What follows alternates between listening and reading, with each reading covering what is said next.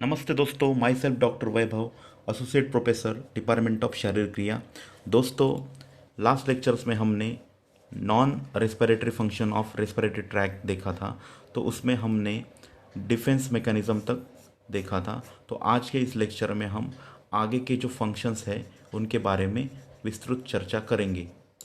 तो अब defence mechanism के बाद रेस्पिरेटरी ट्रैक के जो अदर फंक्शंस है उनको भी अब हम एक एक करके देखेंगे। तो नेक्स्ट फंक्शन है मेंटेनेंस ऑफ वाटर बैलेंस। तो वाटर बैलेंस में किस तरह से काम करते हैं वो अब हम देखेंगे। Respiratory tract plays an important role in water loss mechanism. मतलब जो शरीर से पानी बाहर जा रहा है या जो वाटर का लॉस हो रहा है उसमें भी उसको मेंटेन करने का काम ये रेस्पिरेटरी ट्रैक की तरफ से किया जाता है। During expiration water is evaporates through the expired air and some amount of body water is lost by this process. मतलब जब हम एक्सपायर करते हैं तो एक्सपायर करते समय वाटर के कुछ वेपर्स इवेपोरेट हो जाती है या एक्सपायर्ड एयर के थ्रू इवेपोरेट्स हो जाती है। उस वजह से शरीर में जो वाटर लेवल है वो भी कम होती है। तो उसको मेंटेन करने का काम भी ये लंग्स की तरफ से किया जाता है। नेक्स्ट जो फंक्शन है वो है रेगुलेशन ऑफ बॉडी टेम्परेचर। तो बॉडी टेम्परेचर रेगुलेशन में भी इंपॉर्टेंट रोल होता है ये जो रेस्पिरेटरी ट्रैक है उसका।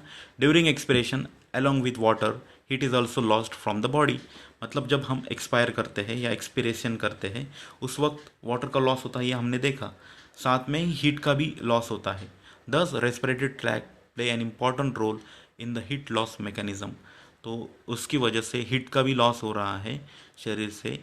तो टेम्परेचर मेंटेन करने का या टेम्परेचर रेगुलेशन का फंक्शन ये भी रेस्पिरेटरी ट्रैक की तरफ से किया जाता है। तो दोस्तों, नेक्स्ट फंक्शन है regulation of acid base balance. तो ये जो पूरी लाइन है regulation of acid base balance, इसका मतलब क्या है? ये जो हमारी बॉडी है उसमें जो एसिडिसिटी और बेसिसिटी दैट इज़ अल्कनैलिटी, उनका एक फिक्स्ड कॉन्सेंट्रेशन होता है। अगर ये कॉन्सेंट्रेशन किसी कारणवश हैम्पर होता है या उसमें कुछ चेंजेस आते हैं तो ये हमारे शरीर के लिए नुकसानदायक होती है। इसीलिए इनका मेंटेन होना, ये एसिडिक लेवल और बेसिसिटी लेवल शरीर में एक मेंटेन होना या रेगुलेट होना बहुत ज़रूरी होता है। तो इनका एक बैलेंस शरीर में होना बहुत महत्वपूर्ण है और ये regulation of acid base balance में लंग्स वेरी इंपॉर्टेंट रोल निभाते हैं, क्योंकि लंग्स के द्वारा ही हम CO2 को बाहर भेजते हैं या एक्सपायर करते हैं।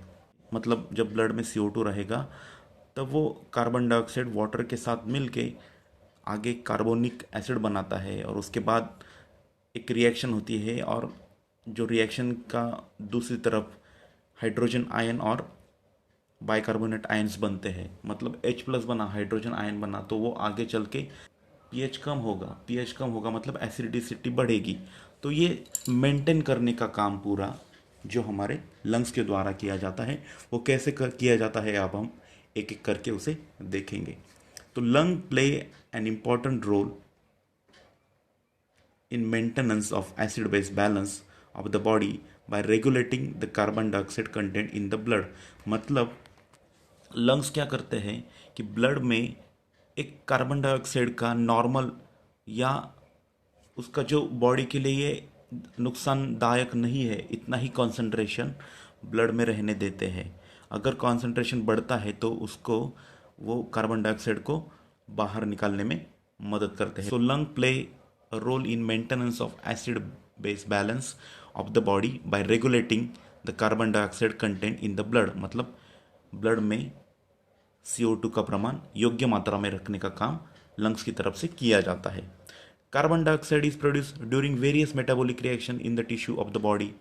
हमने देखे जो मेटाबॉलिज्म देखा था हमने कार्बोहाइड्रेट का, लिपिड का या प्रोटीन का, हमने देखा था हर जगह पे एंड प्रोडक्ट में CO2 बन रहा था। ठीक है, तो शरीर में बहुत सारी मेटाबॉलिक रिएक्शंस होती है और हर एक रिएक्शन के बाद या रिएक्शन के साथ CO2 प्रोड्यूस होते हैं या कार्बन डाइऑक्साइड बहुत मात्रा में प्रोड्यूस होता है। When it enters the blood, जब ये CO2 जो प्रोड्यूस हो रहा है जब ये ब्लड में एंटर करता है तब इट कंबाइंस विद वाटर, तब ये CO2 वाटर के साथ कंबाइन होता है टू फॉर्म कार्बोनिक एसिड। मतलब CO2 plus H2O is equal to H2CO3, H2CO3 is equal to carbonic acid. तो कार्बोनिक एसिड बना।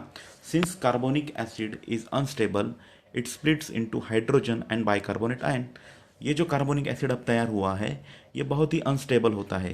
ये अनस्टेबल होने की वजह से वो आगे फिर स्प्लिट होता है केमिकल रिएक्शन में, और बाद में hydrogen ion and bicarbonate ions का निर्माण करते हैं। ठीक है, तो ये बात समझ में आई कि बॉडी में various types of chemical reaction चालू होती है और उनके द्वारा CO2 प्रोड्यूस किया जाता है, CO2 प्रोड्यूस होता है।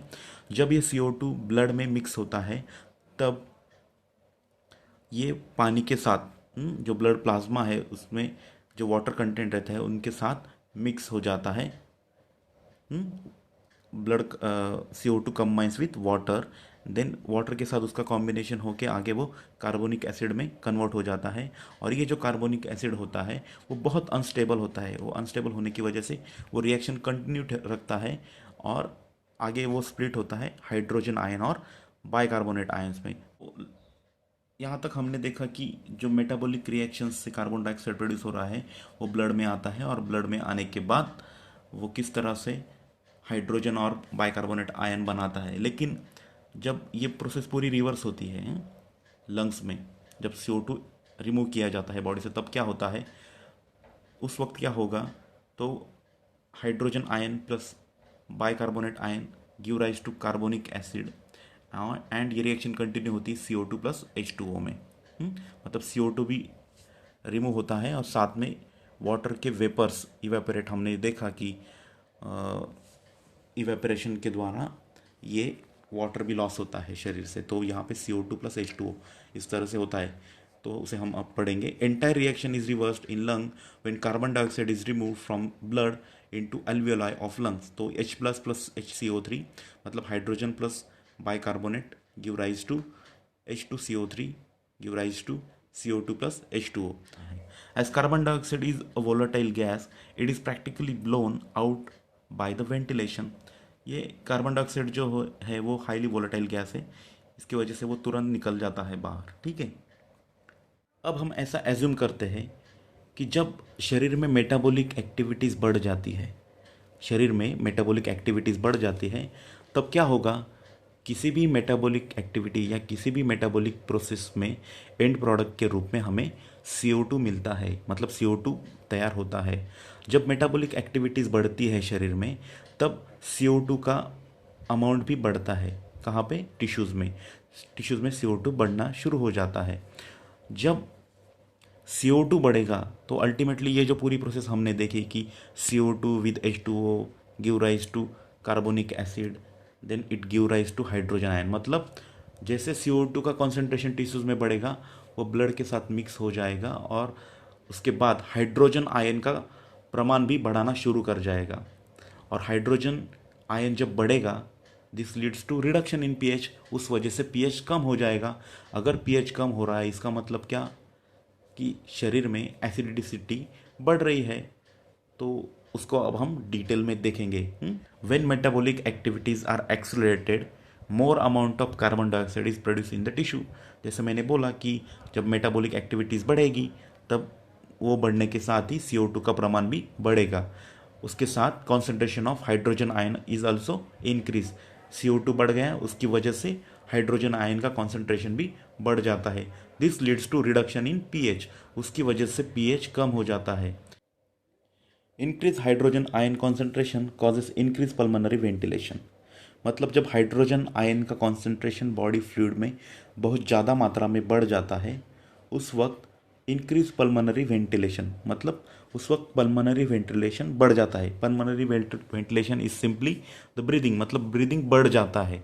ठीक है, bye acting through various mechanisms like chemoreceptor in aortic and carotid bodies and in medulla of the brain. मतलब मेडुला ऑफ ब्रेन से एक सिग्नल आता है और वो सिग्नल शरीर में भेजा जाता है कि आप ब्रीदिंग को बढ़ाओ। ब्रीदिंग जब बढ़ेगा उसी वक्त CO2 का ज़्यादा एक्सपिरेशन होगा, मतलब CO2 की लेवल कम हो सकती है। तो जब CO2 का कॉन्सेंट्रेशन बढ़ेगा तो पल्मोनरी वेंटिलेशन भी बढ़ जाता है। Due to hyperventilation excess of carbon dioxide is removed from the body fluid and the pH is brought back to the normal.